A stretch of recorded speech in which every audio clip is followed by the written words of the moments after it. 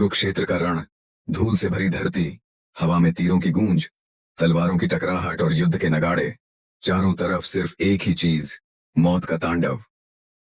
और इसी महायुद्ध के बीच खड़ा था एक युवा योद्धा, मात्र 16 साल का, लेकिन पराक्रम में किसी से कम नहीं। नाम था अभिमन्यु, जिसने अकेले ही कौरवों की सेना को हिलाकर रख दिया।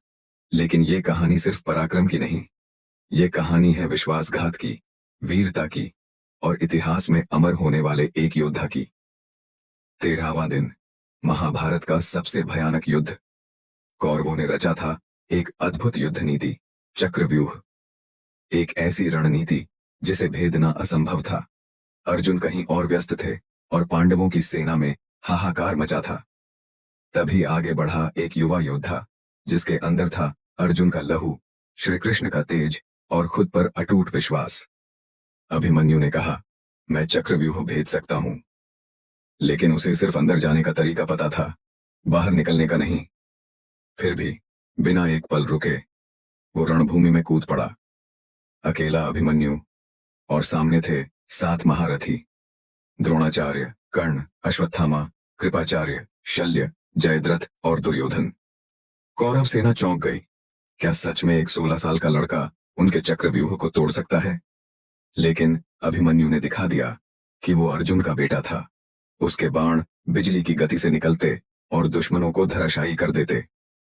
एक के बाद एक सैनिक गिरते गए, लेकिन अभिमन्यु थमता नहीं। उसकी गति ऐसी थी कि कौरवों के महारथी भी दंग रह गए। फिर कर्ण ने कहा, इसे रोकना होगा। और तभी शुरू हुआ इतिहास का सबसे बड़ा विश्वासघात। धोखे से अभिमन्यु का धनुष तोड़ा गया, रथ के घोड़े मार दिए गए, तलवार भी छीन ली गई। लेकिन एक सच्चा योद्धा तब भी हार नहीं मानता। अभिमन्यु ने अपना रथ का पहिया उठाया और अकेले ही 7 महारथियों से भिड़ गया। हर वार पर खून बहता, हर प्रहार पर शरीर जख्मी होता, लेकिन उसके हौसले नहीं टूटे।